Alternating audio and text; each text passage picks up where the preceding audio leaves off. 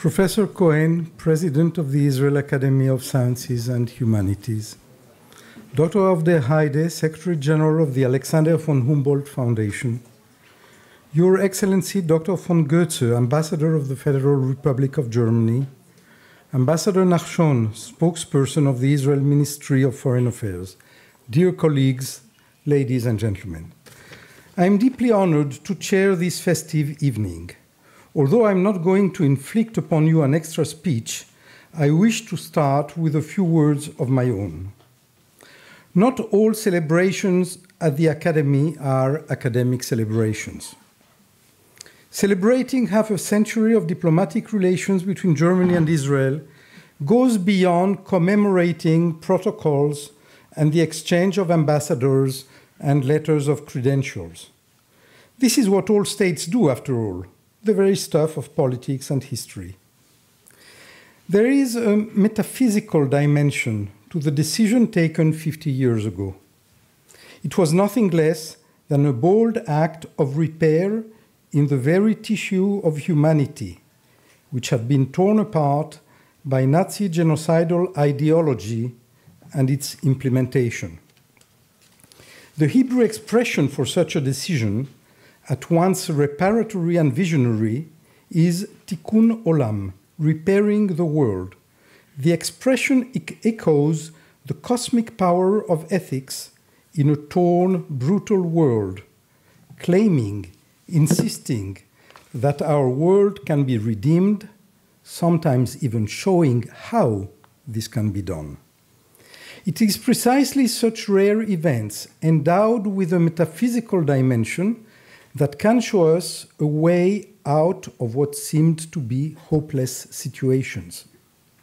A year ago in Berlin, I was deeply moved by the thousands of white balloons, those Grenzlichte, reminding us of the bloodless fall of the high walls of tyranny. And a few weeks ago, Chancellor Merkel impressed us all when she said simply, "Wir schaffen das."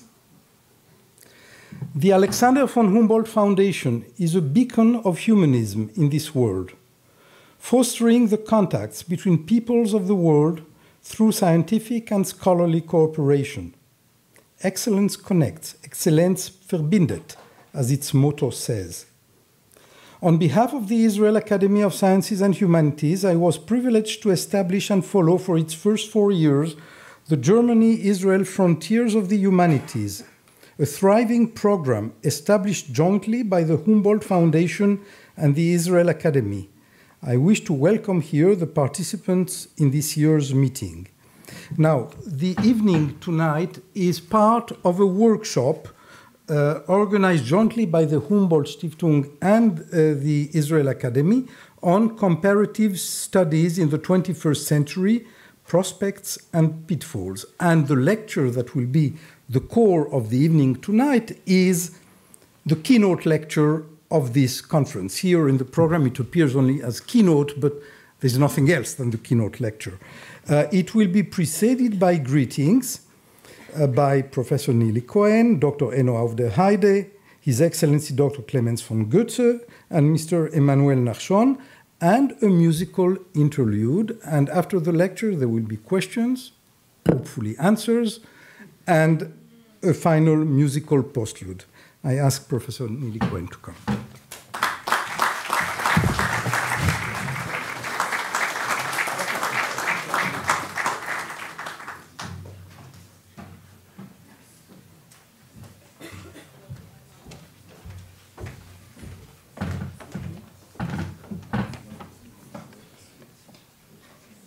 Good evening, everybody. Dear Ambassador, Dr. von Goetze, dear Dr. Aufderheide, dear Ambassador Nahshon, dear Professor Stroumsa, dear Professor HaCohen, dear friends and colleagues, dear Humboldtians, on behalf of the Israeli Academy of Sciences and Humanities, I'm delighted to welcome you all in this evening celebrating the 50th anniversary of German-Israeli diplomatic relations.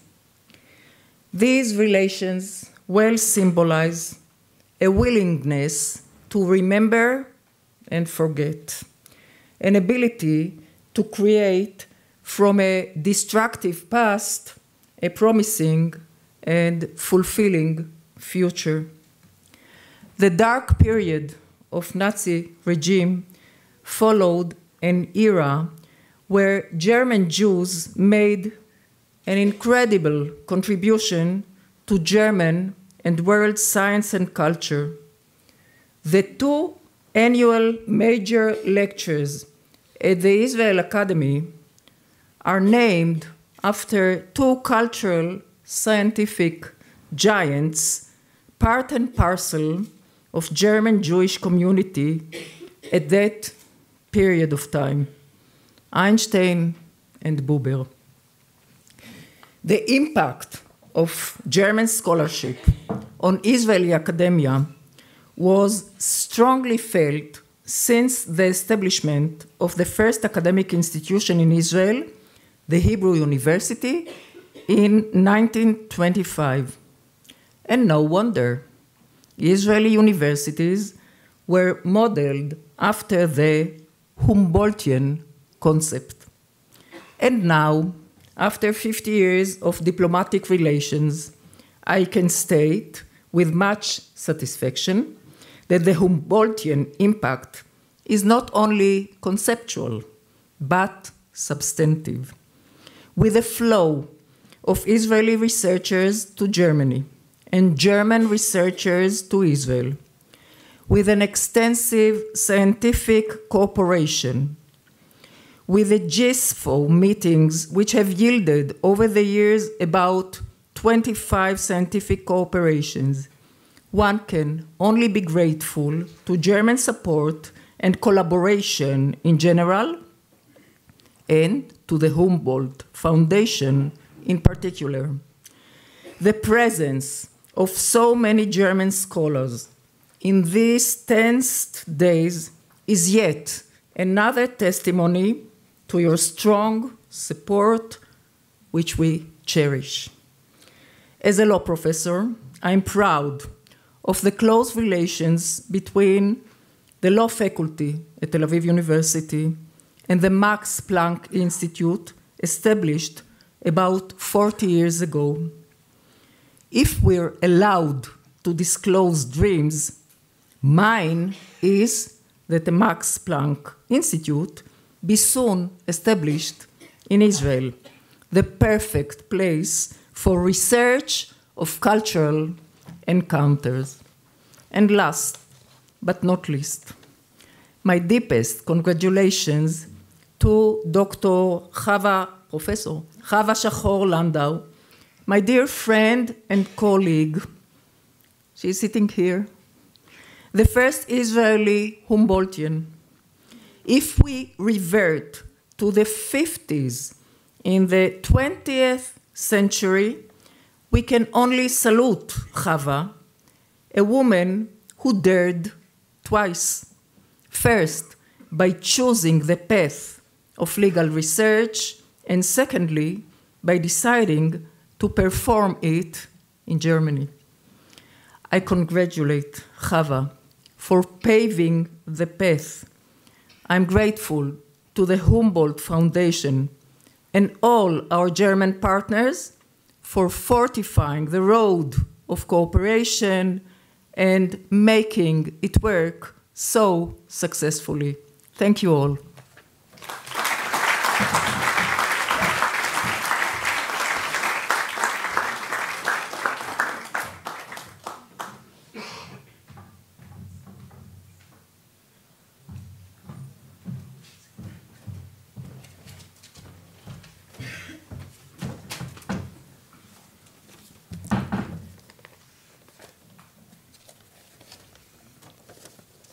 Yes, good evening.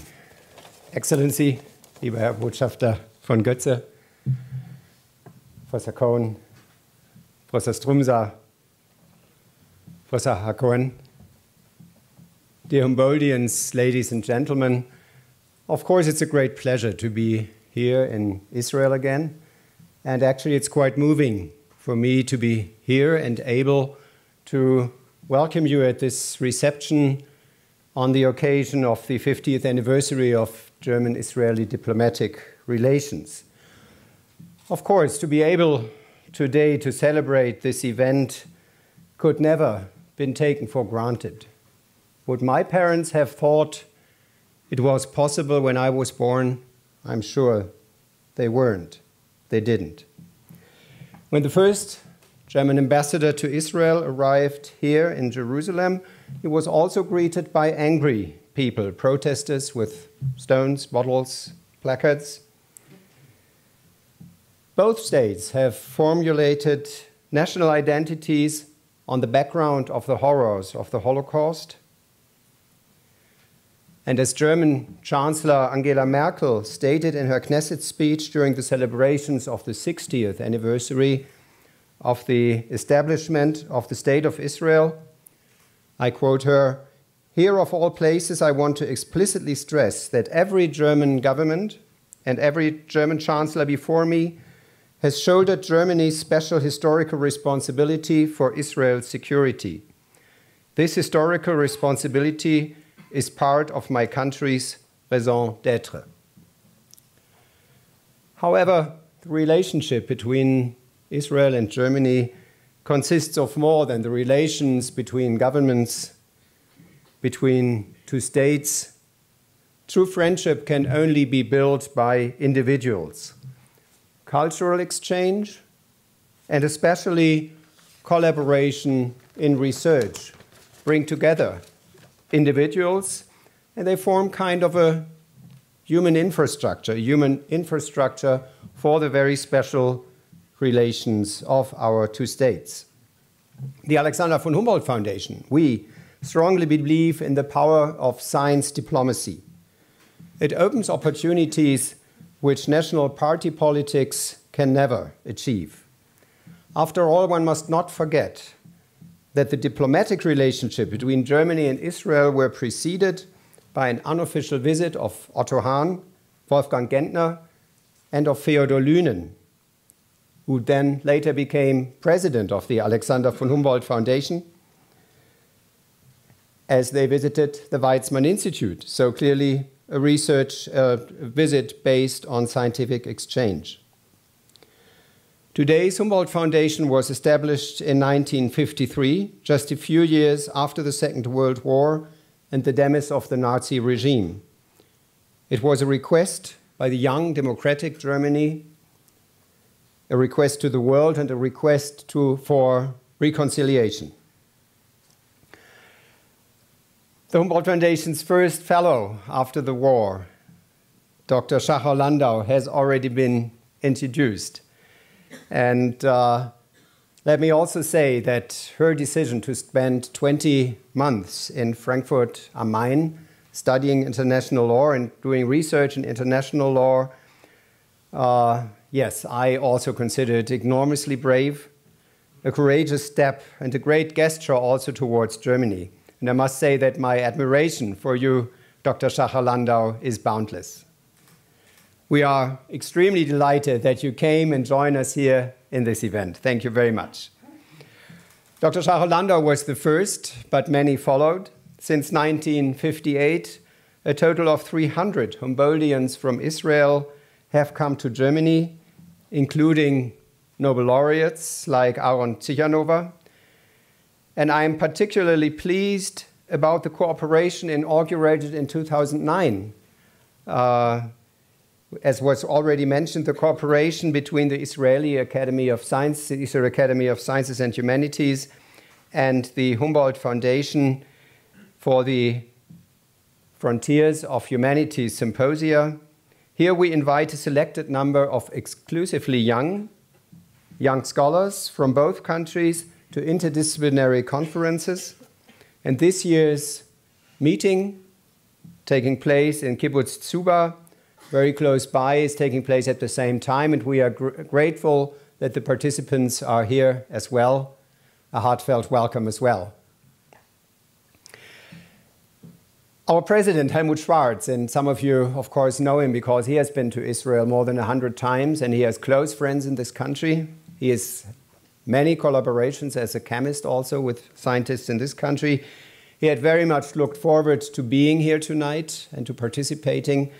And then the federal president of Germany, Joachim Gauck, asked him to be part of his delegation on a visit to Korea. That was an invitation difficult to decline, so he can only send his best regards and asks for your understanding. But he will be here next year because in September the Humboldt Foundation will organize a major event in Tel Aviv, a colloquium where our alumni again can gather.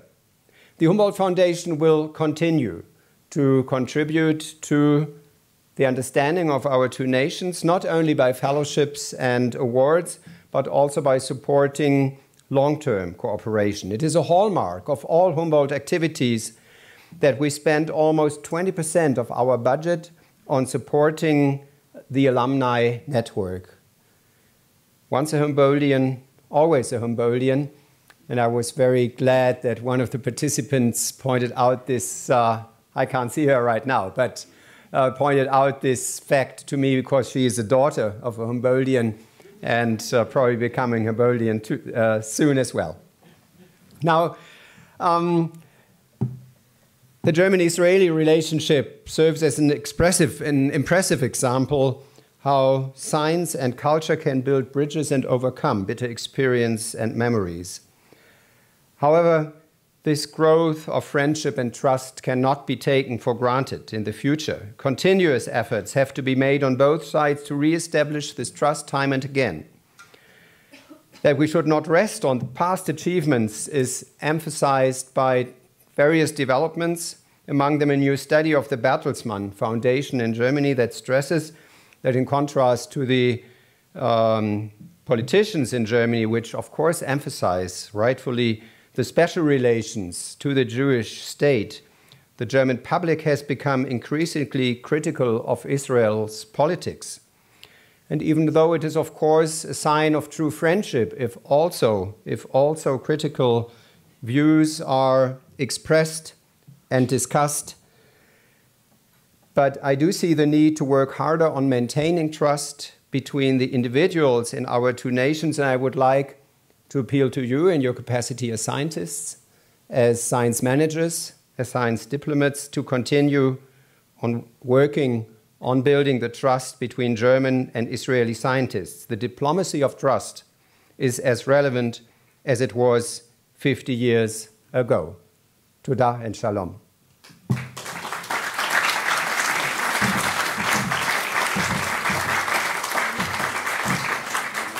Yes, thank you. Now there's one more thing for me to do.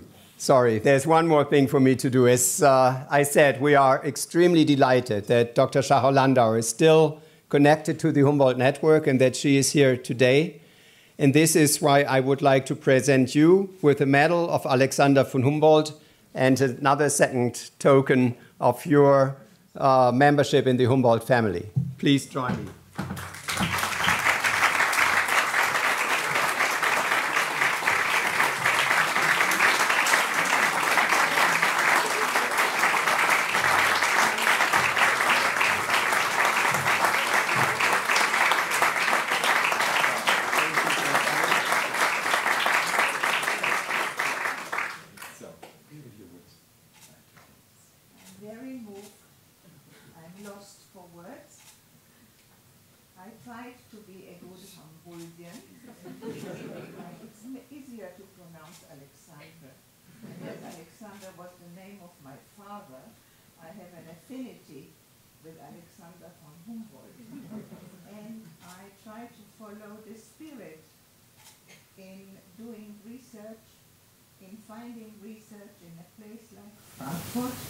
I was always a European believer in the United States of Europe. It was then the fashion in those years, and I hope it will be the fashion again, although we have a lot of difficulties in getting this union solving all the problems that Europe has. And I hope that Europe will help Israel to solve the problems that we are facing here very, very clearly these days. So thank you very much for honoring me. But as I said, I'm lost for words.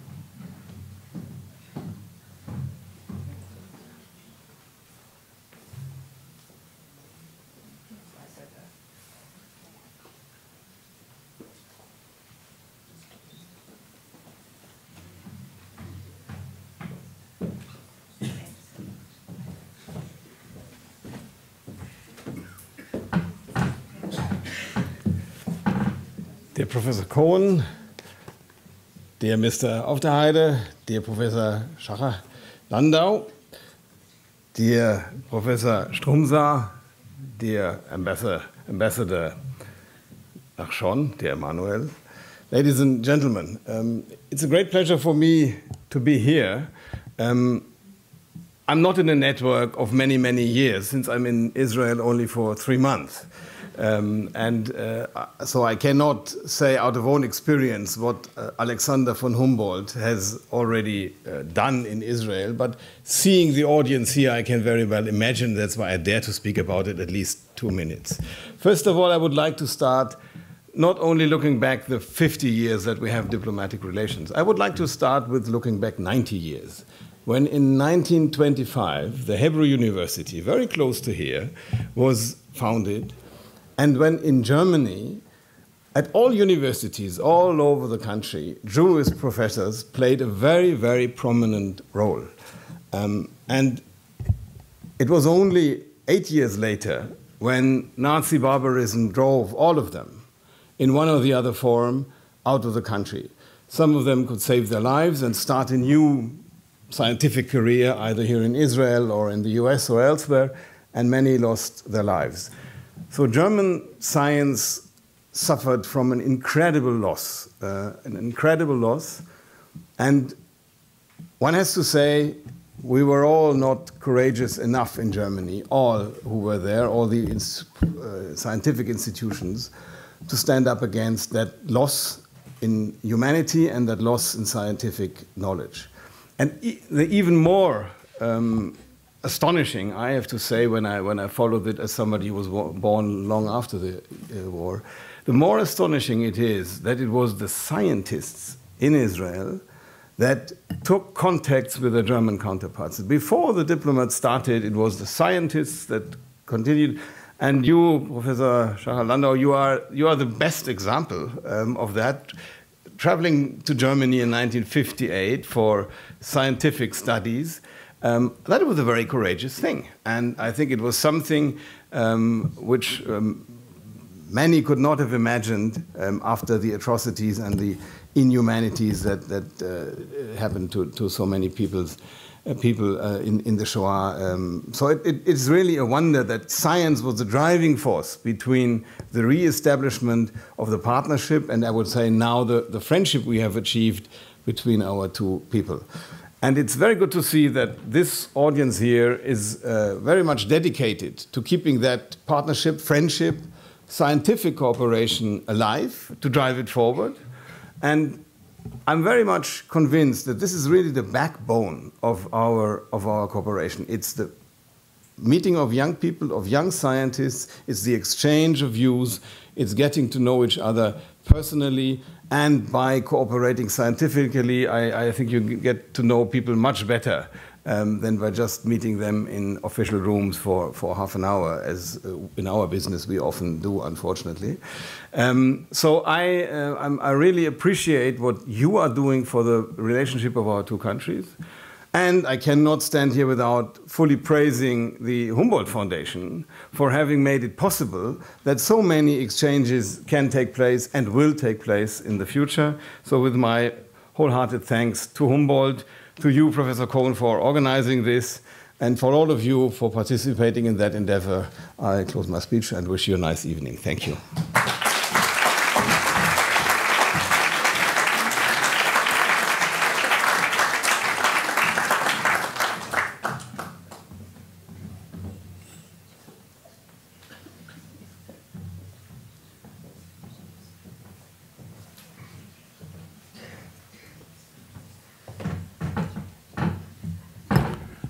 Ladies and gentlemen, it's a great honor for me and a great pleasure to represent here the Israeli Foreign Ministry and to congratulate you all for this gathering. At our ministry, we have been working for years preparing those 50 years diplomatic relations between Israel and Germany. What you see now and the multitude of events taking place in both countries are a result of a lot of work and a lot of thought devoted also to the contents. Because when we speak of the relations between Israel and Germany, we speak of something unique, einzigartig. Those are relations which do not resemble any other relations that Israel has with another country in the world. I would tend to say that those are relations which are related to the deepest aspects of our identity. It is very hard to imagine German contemporary identity without the unique relation to Israel.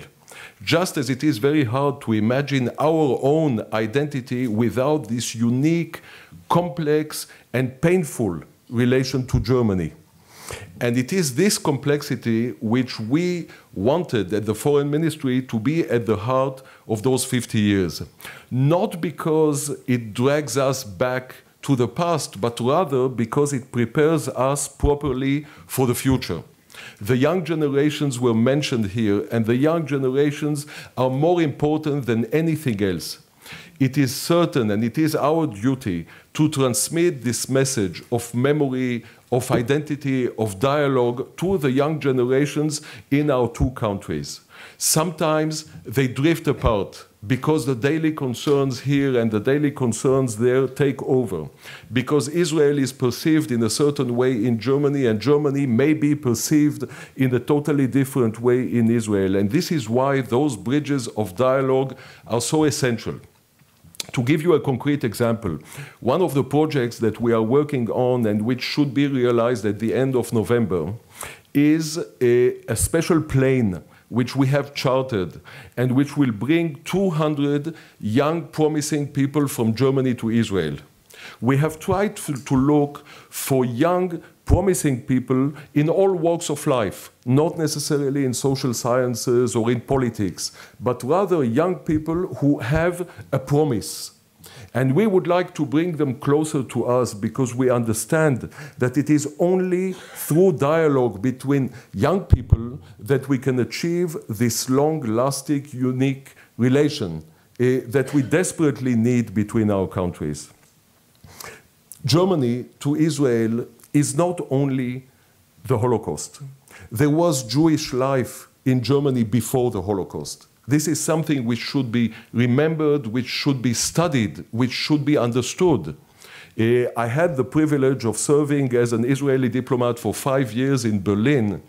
And I think that one of the important messages that we transmitted or that we try to transmit to the young generations is not only about despair, loss, and sadness, but rather about life itself and the things that we can do together, Germans and Israelis. Not by ignoring the difficulties, but rather by including or incorporating those difficulties in this unique dialogue that we have. The most important injunction to me in Judaism is the word zachor, remember. It is at the basis of who we are, of our philosophy of life. And in this case, of course we should remember, and we will remember. But we will remember together with our German partners. Because Germans today are partners of Israel. They are friends of Israel. I'm lucky and happy to have personal friends, close friends in Germany, including my good friend Clemens and Ambassador von Goetze. And this is absolutely essential for us, just as it is essential to our German friends. I wish you all the best. Thank you very much.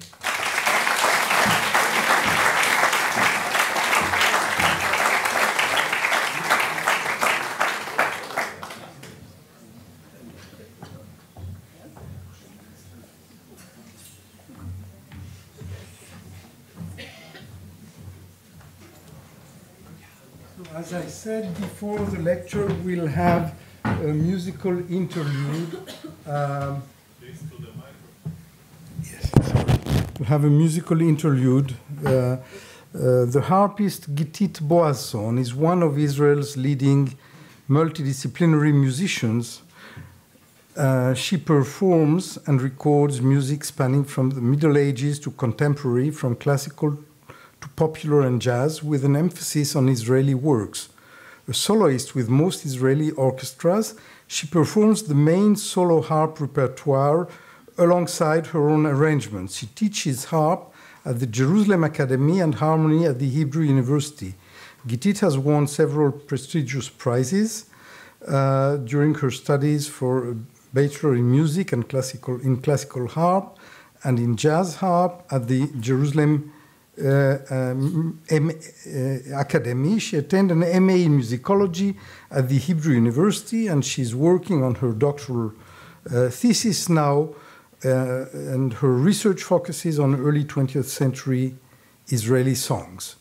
Soprano Ruth Rivka from Israel and the Netherlands is a Baroque, opera, and contemporary music singer, a versatile vocalist and improviser.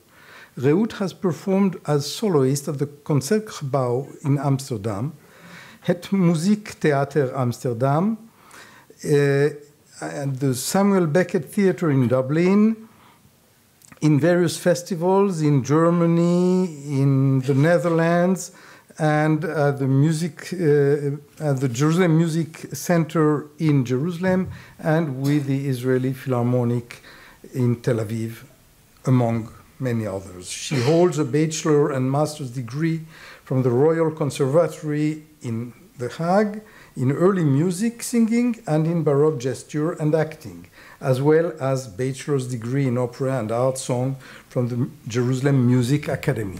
They will play now in the interlude a sonata for harp by Paul Hindemith from 1939. They will play the third movement and a lead by Ludwig Christoph Heinrich Hölty, Sehr langsam, and the Alabama song from Mahagoni from Kurt Weill. Please. Yeah.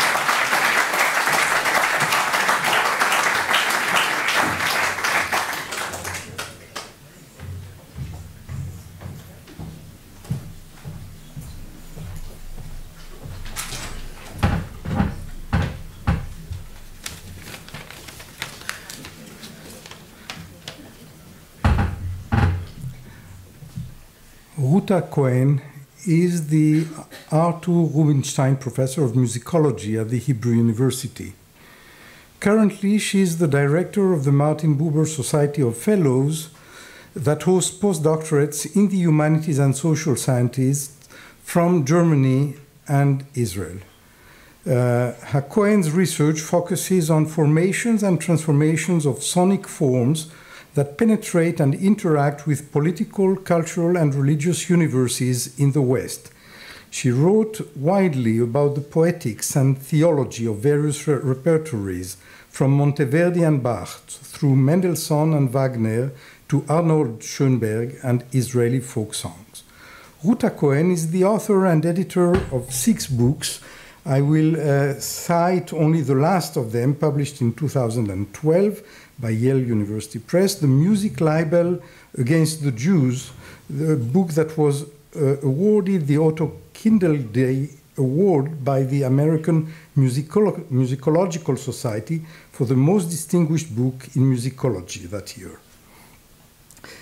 She has been a fellow of the Wissenschaftskolleg zu Berlin in 2004-2005, and she was a guest professor at the Max Planck Institute for Human Development in Berlin in the summer of 2009. She has been also a very close friend for many years, since the year, a long time ago, that she prepared one of my daughters to sing the Torah for her bar mitzvah. Ruth will speak to us tonight about musical currents and performative traditions in Palestine, Israel, and Germany in the long 20th century. And this inscribed itself in the workshop itself about comparative methods and their uses in the 21st century. Ruth, please.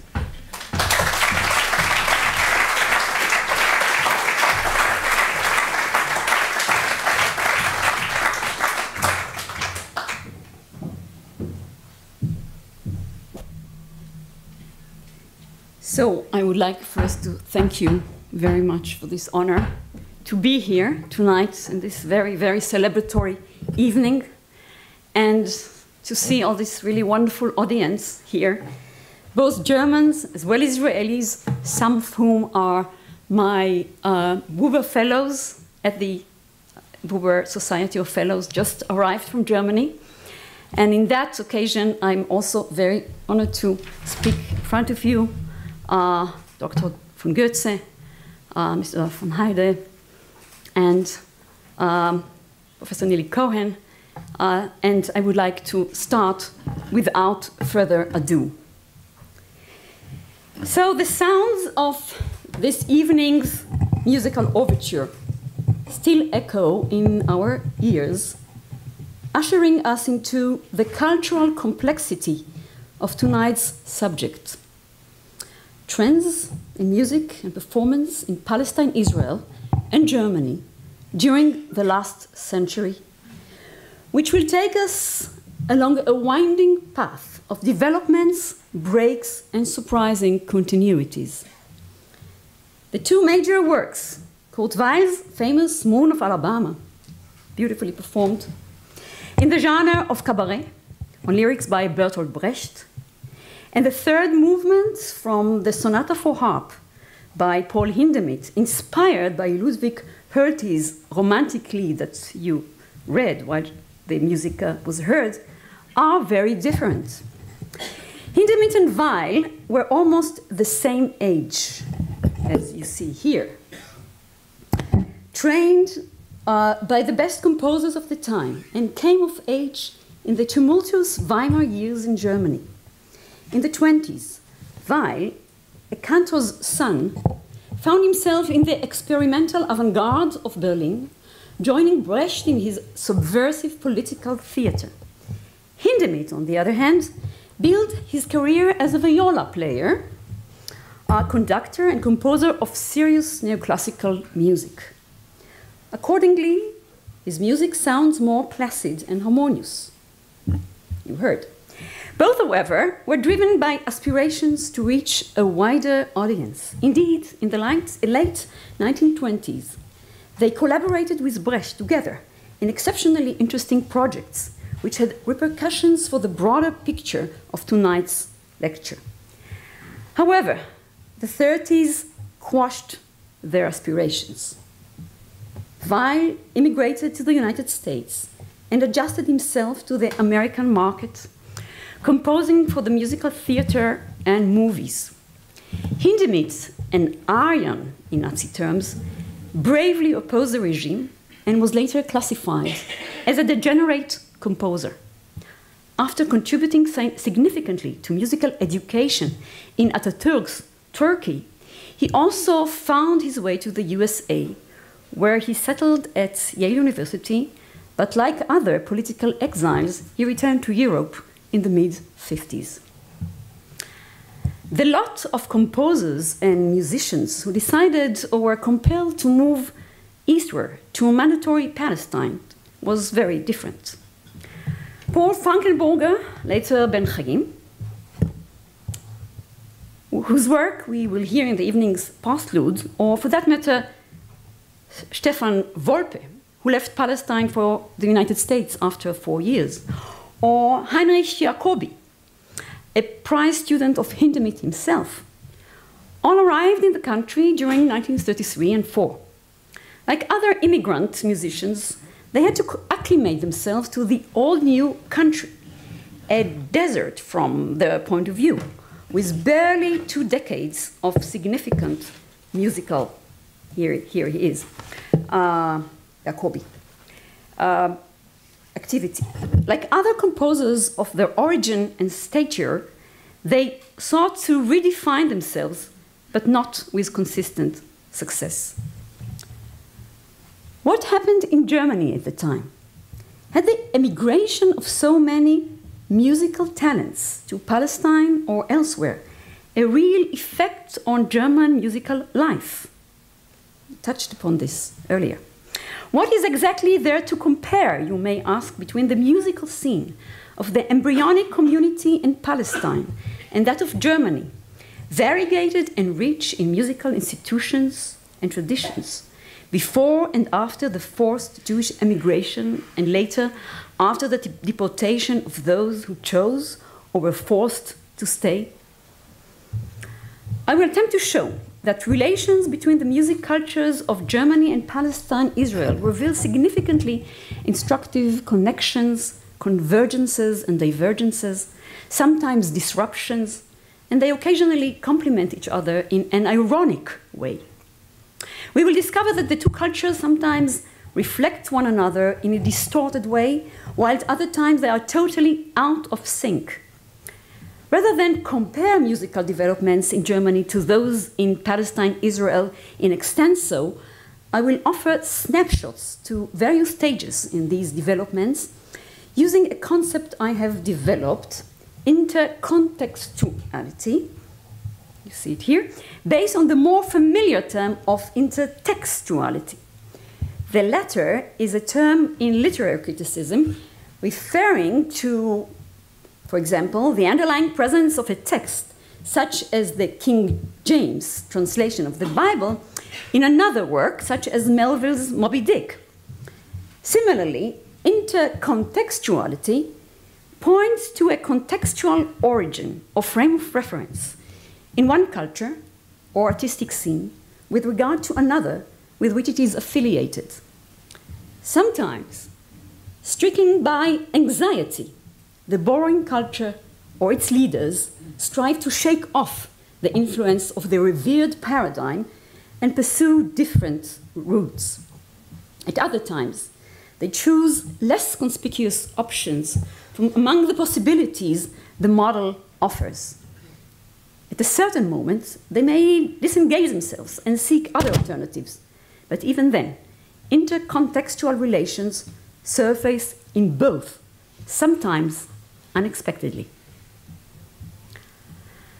The historical period I refer to is much too long for a short lecture.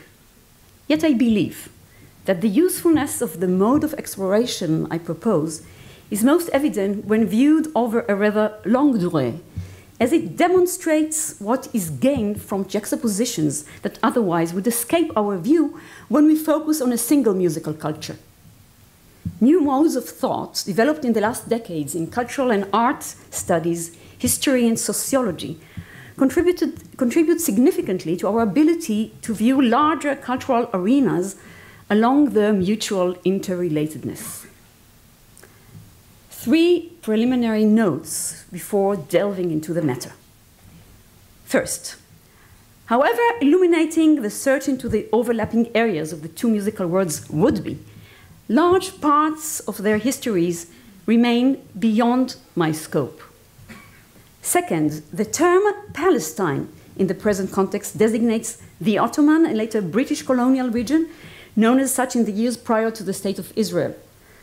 My talk only marginally touches upon the non-Jewish population that lived and still lives in the country, Christian, Muslim, Druze, and others. Eventually, it will become clear why. Third, I discuss mainly the music termed as artistic, quote unquote, or classical. I will briefly refer to folk music, which in both cultures emerged as an invented traditions, claiming to be the natural, authentic expression of the nation's spirit, its Volksgeist. Central to the history unfolded here is discussion of music as a cultural artifact, no less than a tradition and heritage. As a cultural artifact, music is distinguished by productive and perceptive qualities related to its exposure, transmission, reception, and import. In order to exist in a certain cultural presence, music must be performed publicly. Thus, it requires performers and stages. Performers must be at least trained, if not professional musicians. Hence, there must be conservatories or music schools. Stages, since modern time, require entrepreneurship, organized orchestras, concert halls, subscription series and the like, all of which, of course, require audiences. And as part of reception and mediation, there must also be critiques. Or putting it the other way around, audiences demand the music they wish to listen to, whether or not they can pay for it. In dire times, such an obstacle can be overcome, as we shall see later. Significantly, almost at the inception of the period we are discussing, a new mode of transmission of music emerged, cheaper and more democratic than the traditional concert stage, radio broadcasting, enabling wider communication as well as the reproduction of performances. In Germany, broadcasting was introduced in 1923, in Palestine in 1936. Its impact was huge, revolutionizing both the content and modes of music consumption. Where to begin this intercontextual history? In my review, it starts back in 19th century German-speaking countries when Jews, who were long regarded as a noisy, unmusical minority and excluded from public musical life, as from other spheres of musical life, of public life, became overnight leading composers and performers. They also turned into devout and knowledgeable listeners. Composition, performance, and appreciation of music were all essential to their immersion in European culture, crucial for what they deemed as the proper Bildung, or education. They shared the belief of many in Germany and outside it that German music, since at least Johann Sebastian Bach, was the most universal expression of human spirit. This belief, however, entailed a paradox for the Germans, including the hyphenated German Jews. While wishing to maintain their music on the high pedestal of universal art, with the intensification of nationalist ideology, it was called upon simultaneously to embody the nation's spirit. Thus, some of the non-hyphened Germans noted with growing horror that the increasing share of Jewish elements in the music had, quote unquote, contaminated its pure essence. However, in trying to extricate that impurity from the sonic worlds, they inevitably fell into a trap, as I've argued elsewhere.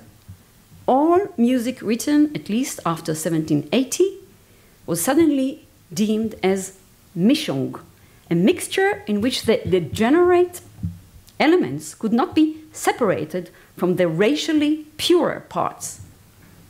However, after the Nazis' rise to power, the undesired components were eliminated, at least on the personal level, by expelling Jewish musicians, and on that of the permitted repertory, by banishing Mendelssohn, Meyerbeer, or Mahler from concert programs. Those Jews who chose to leave Germany after Hitler came to power and could do so packed their belongings, and like my grandparents from Breslau, this is not my grandparents, alongside their Goethes, Heines, and Schillers, would carefully bundle their Beethovens and Brahms, their pianos and violins, their ears and souls, hoping that in Palestine, the Palestine desert, they will still be able to bathe in the music they deemed both superbly humane and celestial. They could. Partially because institutions of music education had already began to thrive. The Zionist newcomers of the first, second, and third decades of the century built the first conservatories in Jerusalem, Tel Aviv, and Haifa with great effort and from scratch. They understood that in order to establish a real musical community, one must imprint this culture and related practices on young minds and bodies, preparing them as players, teachers, and audience, as we learned from Josh Hirschberg's seminal study on the music in the Jewish community in Palestine, 1995. In that, they followed, unknowingly, Martin Luther and Philipp Melanchthon in the German Protestant countries 4 centuries earlier, in laying the cornerstone of a highly musical nation. Those Zionist newcomers succeeded. The first of these institutes were founded in Tel Aviv by Shulamit Rupin from Bromberg, Germany, and Moshe Hupenko, a violinist from Liadi, Russia, who, like many musicians of his talent and background, received his musical training in Germany, and in his case also Switzerland. His wife, Lina Ezrachi-Krishevsky, joined him later. Here, Hupenko, inside this house, is portrayed a few days after his arrival in Jaffa, playing in what is thought to have been the first spontaneous public concert in the nascent Tel Aviv. The year is 1910. The painter and writer Nahum Gutman, then a 12-year-old kid, drew the scene, years later, of course, and in 2 versions. This is the second one, attesting to the novelty of the situation and the wonder it evoked with the following words. So, do you know how the music affected us? It seemed to me as if a big whale discharged this violinist on the shore.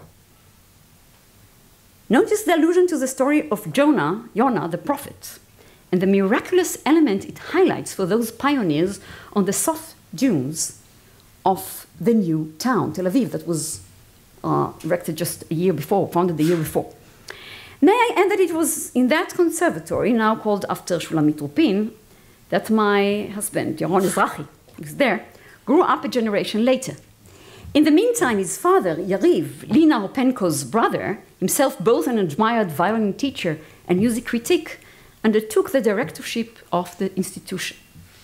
The Russian element, it should be stressed, preceded the German one in the Yishuv, the pioneering Jewish settlement in Palestine, the Yishuv, in many respects, including the musical one. There were other geopolitical backgrounds, though before 1950, most of these were European.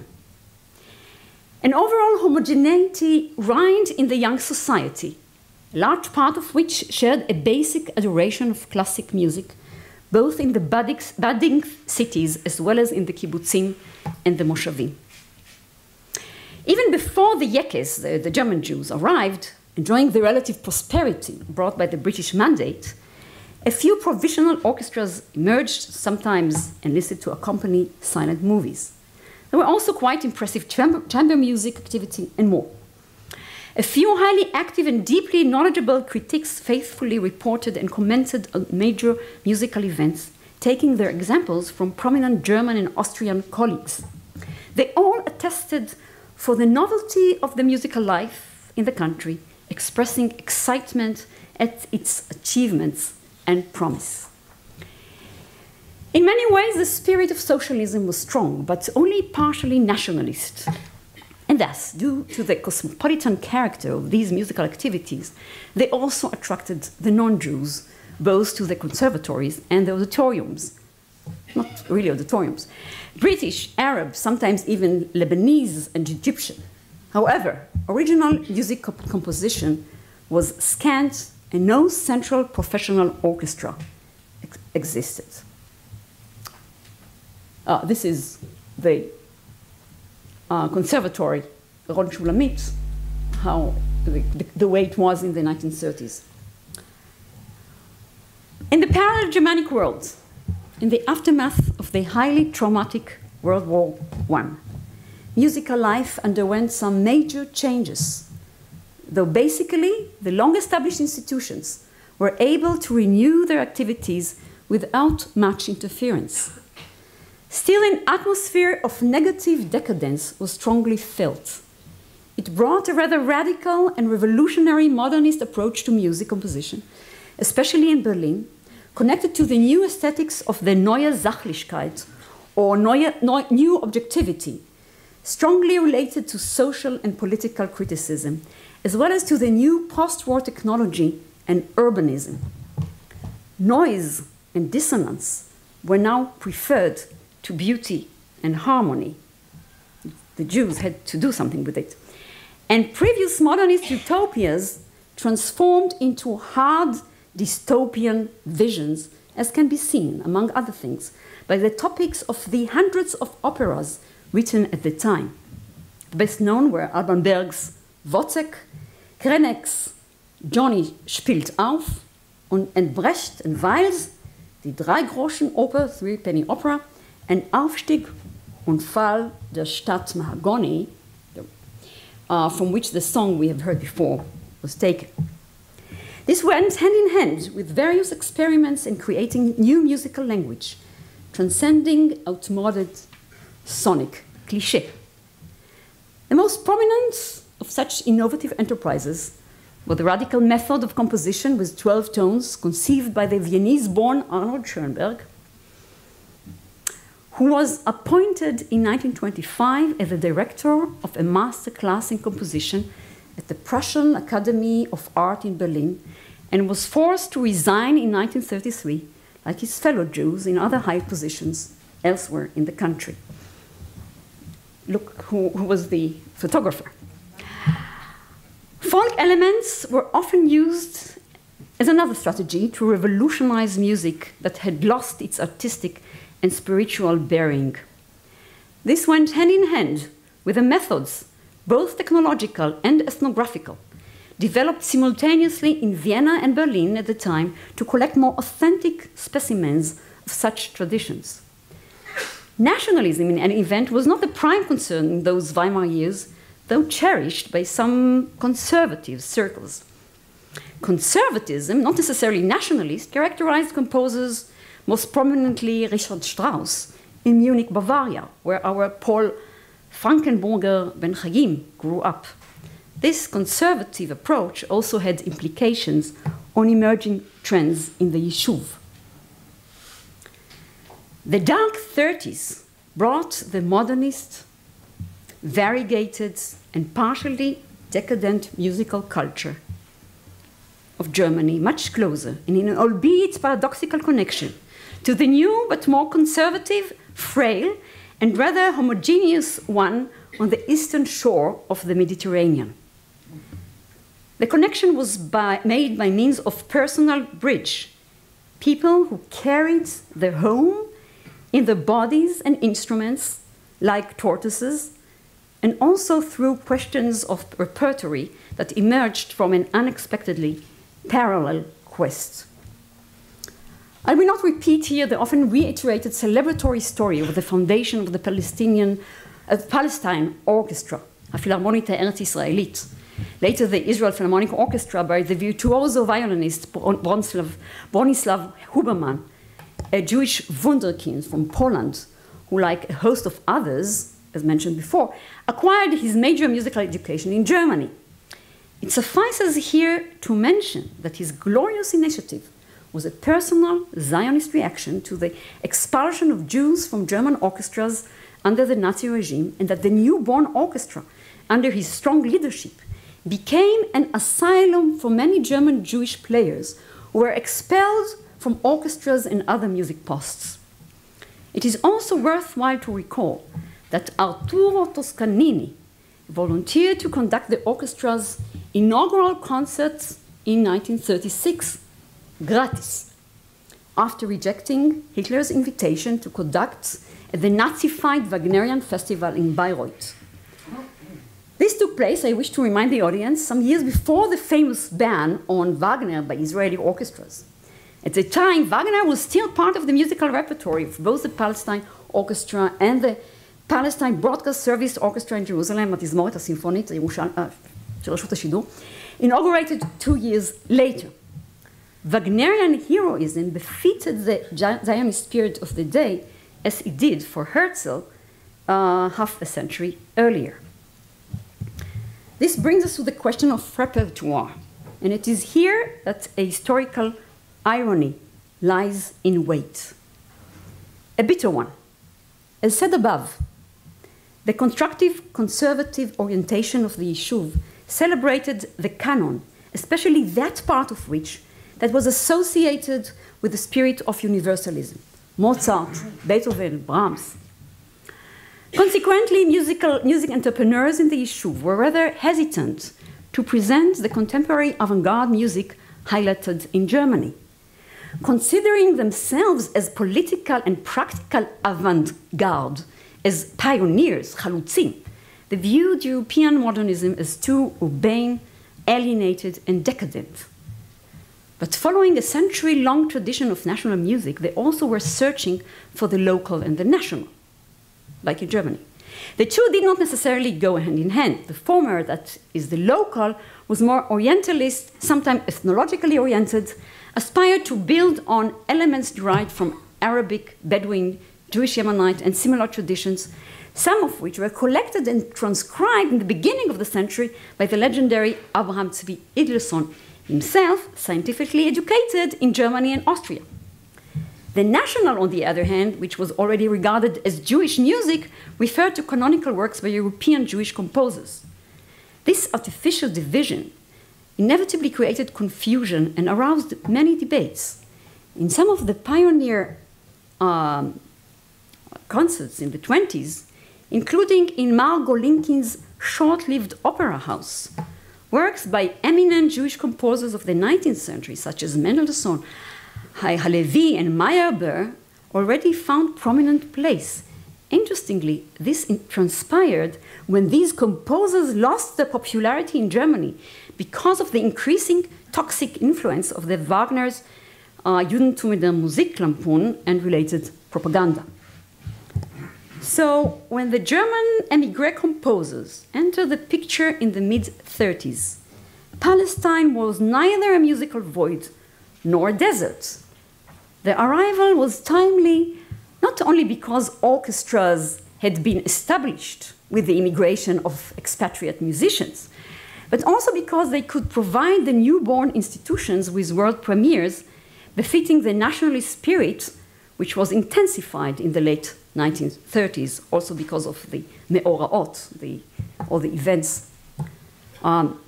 They supplied the demand with such works as Volpe's Song of Songs, Sternberg's 12 Tribes of Israel, and the younger Russian-born Mordechai Setter's Shabbat cantata. What was especially desired by the local audience were works both old and new, in the genre of the oratorio, or indeed cantata, that is, the big choral works on semi-scriptural subjects, which handles Judas Maccabeus, Judah Maccabee, Haydn's Schöpfung, the creation, Mendelssohn's Elijah, best exemplified.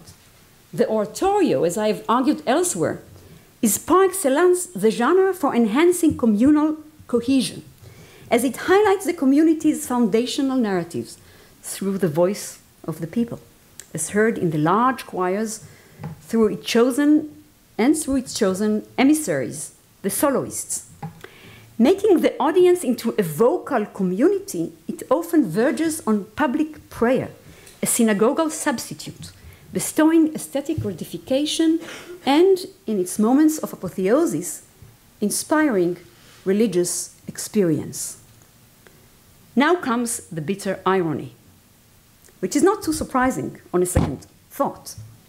The unemployed Jewish musicians who stayed in Germany, those who hoped that the dark years would soon be over, also searched at exactly the same historical moment for suitable occupational and cultural frames.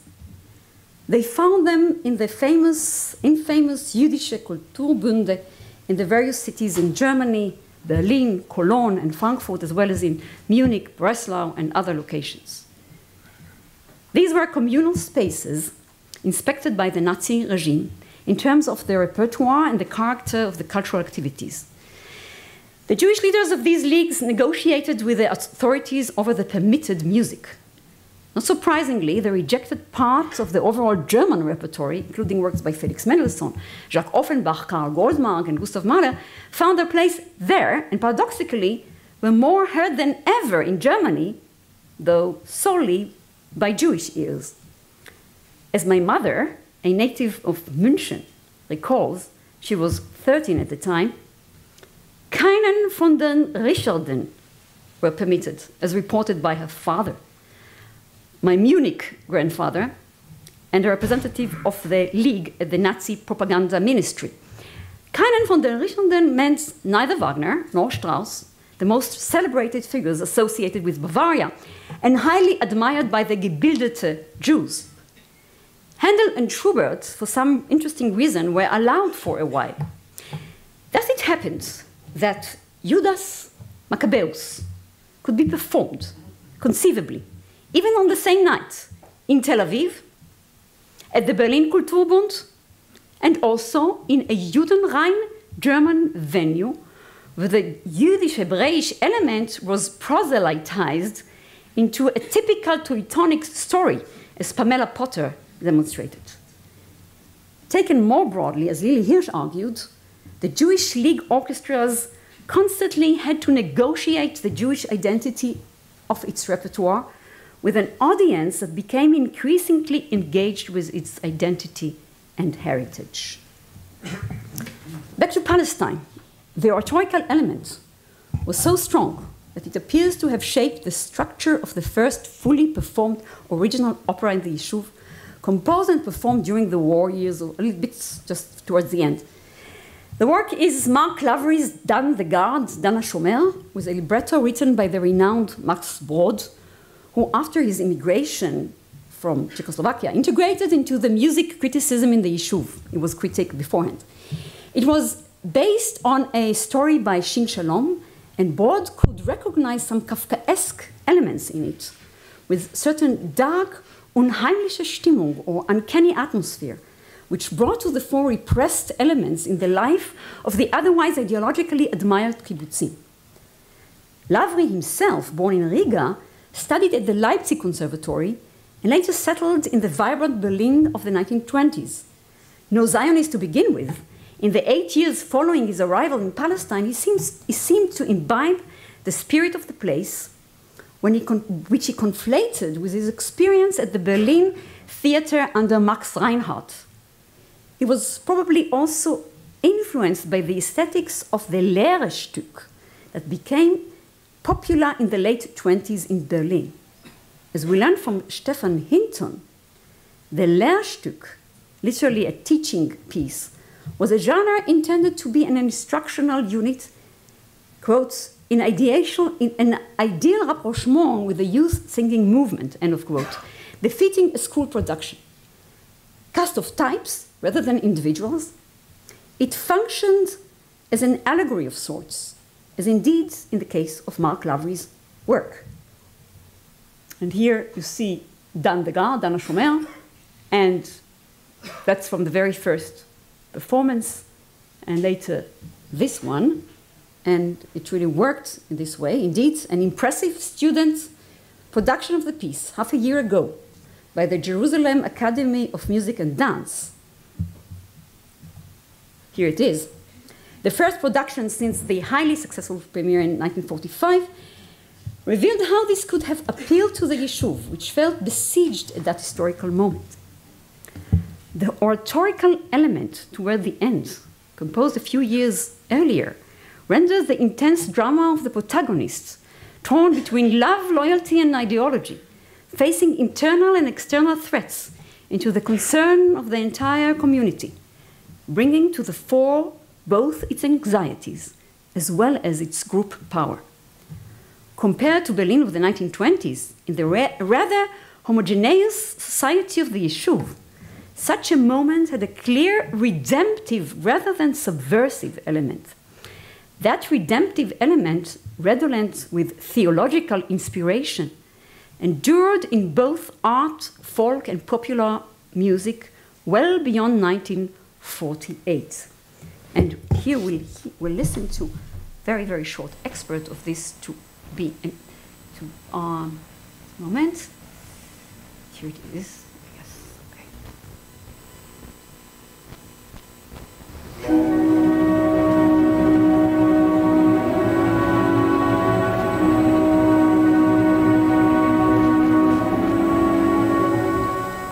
Oratorical moment.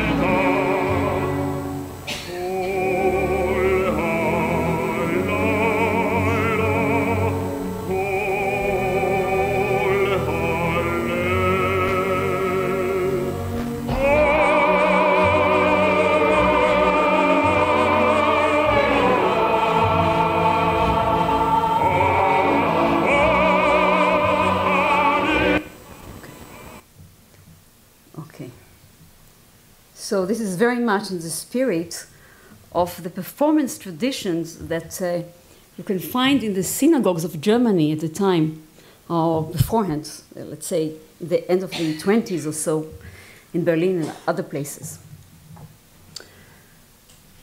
Indeed, the choir we have just heard demonstrated the way the folk and art element in the music of the Yishuv were often mixed with each other, especially in the realm of song, both solo and choral. The community made and vocalized itself through song from the time of the first and especially second Aliyah, through Lieder Bücher, the famous Shironim, each from a different period, or by oral or even postcard transmission. The first two were published or related to Germany, Blau-Weiß and then Maccabi in 1935, or by oral or even postcard transmission, and later by the radio, with an ever-growing repertory to which well-established art music composers also contributed. In that sense, it followed the aforementioned youth singing movement in Germany, in particular the Wandervogel movement, Lustige and Wandervögel, active in Germany since the beginning of the century. More particularly, it resembled the Gebrauchmusik, and there's another one, real one, that became popular in socialist circles in Germany in the 1920s and continued, though under totally different premises, well into the Third Reich. Here is a moment of rupture. The singing that characterized the infamous Hitlerjugend was buried immediately after the war, apparently forever, in what became Western Germany. Since then, joint singing can be heard only in beer clubs and churches, but not by youth assemblies. This was not the case at all in the Soviet-occupied zone, later the GDR, when apparently the same culture of singing remained, only with the change of lyrics, as Nazi-fascist contents were replaced by social communist ones, to reinvigorate the depressed post-war youth in both sides of the occupied zones, as Juliane Bauer has recently showed. The process in Israel was different, though the lure of that canon inevitably eroded since the late 1960s with the introduction of pop, rock, and rock music, and in the 1970s of Muzika Mizrachit, Shirei Eretz Yisrael, as it's called, have never really fallen out of favor in Israel. We have touched on Stunde Null without calling it by name. The zero moment in German history, ostensibly overpowering the country since May 1945, has been intensely reflected on during the current year in the occasion of its 70th anniversary. Was it indeed a moment of restart, of throwing the horrible past behind and beginning a totally different era? Nobody will contend today that it truly was. There were too many things at stake for the occupying powers as well as for the locals, especially the impending Cold War, as it came to be called, and there was no real time for deep processes of transformation. Musical life, which continued all through the most terrible years, and even during the horrendous air raids, could simply resume with the same players and conductors, Karajan, Furtwängler, and others, but without, of course, the missing ones. In that sense, it was not very different from the musical life in Palestine, which also continued all through that period, albeit on a much smaller scale, and the country's involvement in the war was limited. Yet a group of very young musicians, Germans and other Europeans, the most distinguished of whom were Karl-Heinz Stockhausen, Pierre Boulez, and Luigi Nono, led by Wolfgang Steinecke, wanted, at least in music, to start everything anew. Their radicalism made the former waves of musical modernism look pale and conservative. They wanted almost no connection with past musical forms and figures, creating what is regarded, rightly or wrongly, as the least communicative music ever. They chose Darmstadt as their bastion, where they have held their summer seminars since 1950. The severely bombarded city, it should be mentioned, were the first to implement the racial laws against the Jews, first to deport them in 1942, but also notable for its significant anti-Nazi opposition. The revolution of those young musicians was to determine art music for many decades to come in Europe, the US, and beyond, but much less so in Palestine, and since 1948 Israel, where for a long time music continued to serve as the, quote, soundtrack of national allegories, end of quote, as Asaf Peleg, who is here, has argued recently in a path-breaking study. This should not come as a surprise, since the social political substratum of the young Israel state was very different in nature from that of the young German Republic, although both wanted to break with past. The more experimental spirit of Darmstadt was partially imported to Israel by composers such as Yosef Grunetal Tal, who matured in Berlin of the 20s, but even he went his own way to create music, which, while aspiring to cosmopolitan appeal, was connected to Israeli scene, though with distance. Perhaps because I have a competition here, perhaps because of his cosmopolitan, but I'm close towards the close. Perhaps because of his cosmopolitan, modernist, pre- and post-war tendencies, Scheleg convincingly argued his treatment, that of Yosef Tal, treatment of local ethnic material, did not suffer excessively from Orientalist biases, attentive as he was to the inner flow and structure of non-Western music in Israel. With these goods, from the 1960s to the 1980s, he gained great success in Germany, welcomed there in a way not very different from the way the eminent Gershom Scholem, likewise a Berlin native, or Martin Buber for that matter, were accepted in the Bundesrepublik Deutschland in those years. The great Jewish scholar of mysticism, Gershom Scholem, as Amir Engel has recently argued and others, was enthusiastically received because the stories he told found such a resonance among the Germans, who associated them at once with a rehabilitated spirit of German Romanticism and with Jewishness they could endorse. Yosef Tal, in his mythopoetic operas, like this one, Ashmedai, some of them commissioned for German stages, touched a core that only a German Jew of his background and stature could identify and perhaps develop. This mutual rehabilitation should be further studied. In any event, they were the first of many musicians, performers, and composers who found the old new country of their forefathers conducive to their musical aspirations. This trend is still very strong and appealing, creating, among other things, the Jerusalem Chamber Music Festival, held in spring and autumn in Berlin and Jerusalem, respectively. And it goes beyond the field of classical music. Jazz and ethnic music are likewise flourishing there with Israeli musicians. One of them, my nephew, the great-grandson of my German Jewish ancestors that I mentioned before, and a talented musician, is now enjoying the rich jazz scene of Berlin, a city he characterizes as both beautiful and sad. I brought the story to today's Germany, leaving huge lacunae in between. Time for conclusion is now pressing. So let me look at these intercontextual connections from yet a more global perspective before letting the sounds of music, now Israeli, envelope us again. While I began my talk with the idea of an intercontext as imaginary, as a fixed ideal or vision of one culture regarding another, in the course of the talk, the term became increasingly associated with changing historical reality of that influential context.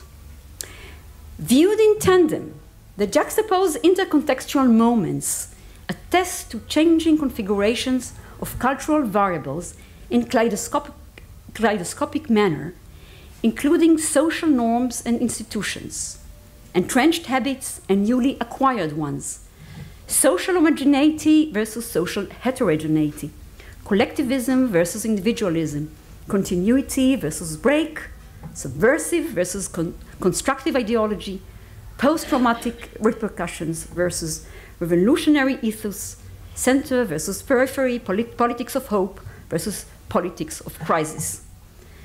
The connections, similarities, and dissimilarities we have observed on the way were each a byproduct of those changing configurations.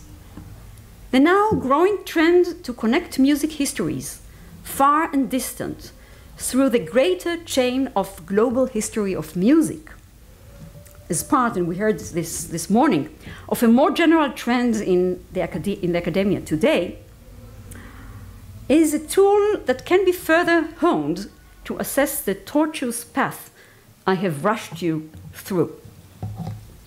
The migration of people, instruments, oral and written sounds, musical ideologies and musical norms from one location to another started in ancient times as part of cultural exchanges, imperialism, colonialism, or nomadism.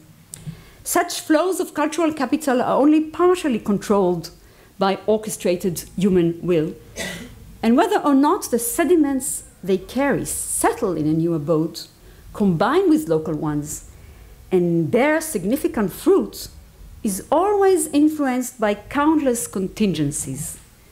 Among other factors, it has to do with variety of power relations between the cultural agents in a certain historical phase and the regime in which they act. The great advantage of music is that apparently the same music, as we saw, can appear and reappear in different social and historical circumstances, and not only as reproduction. It can be performed again and juxtaposed with that which was beyond the reach of its original creators, breed new sonic offspring, and with them, hitherto unknown configurations of human imagination and feelings. Thank you very much.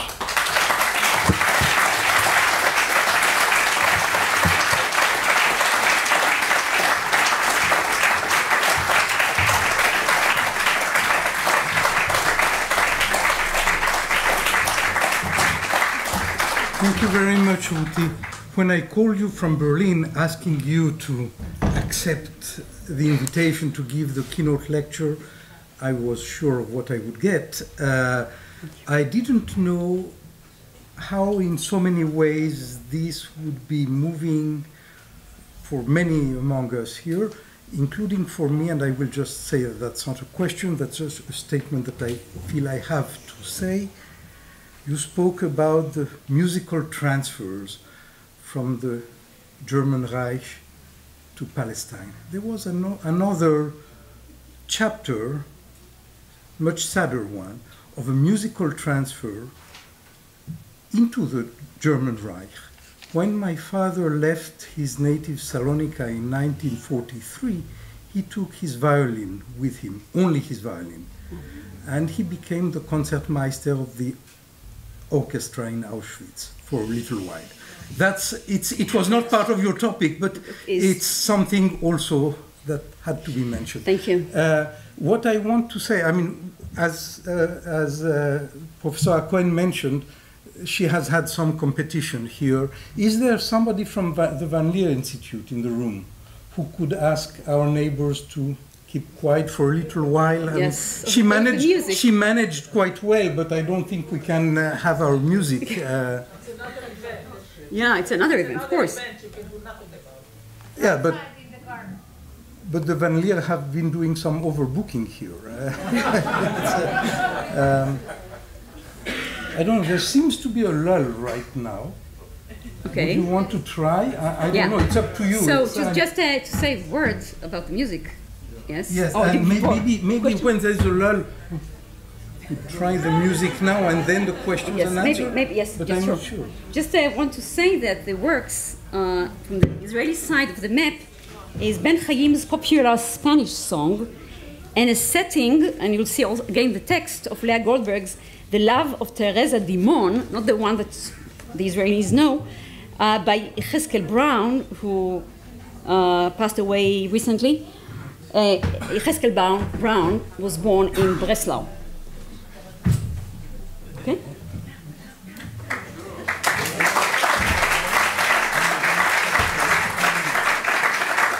So this is for the second thing, but I don't want to go up again. Or maybe I'll stay here. Nonetheless.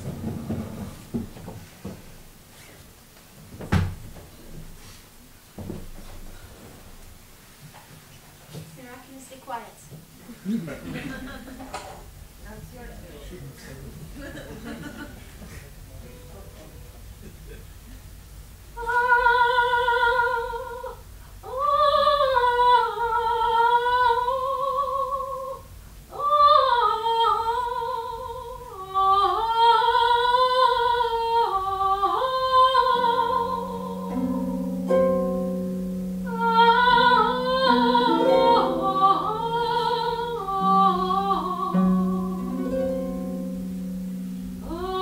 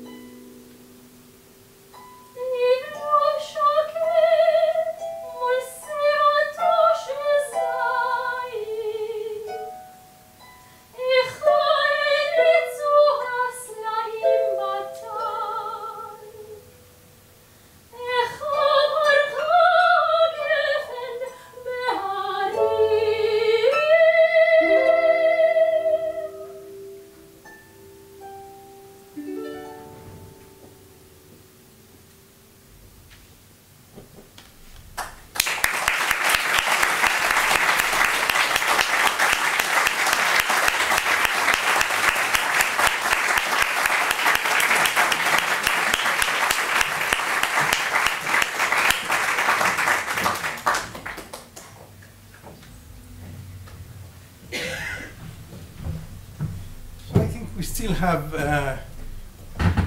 night is young, we still have some time for questions and answers. The floor is yours. No, the answers will be provided on the mic, yes. But, yeah. Now the music, the first piece now is Paul Ben Chaim, about whom we talked beforehand, Spanish song, and the second is Yechezkel Brown. It's one of the series. It's a cycle of songs after setting to the very well-known sonnets of Leah Goldberg's Ahavata shel Teresa Dimon, the love of Teresa Dimon. So that's what it was, and so beautifully performed. Any questions? Maybe everything was so limpid. Mm-hmm.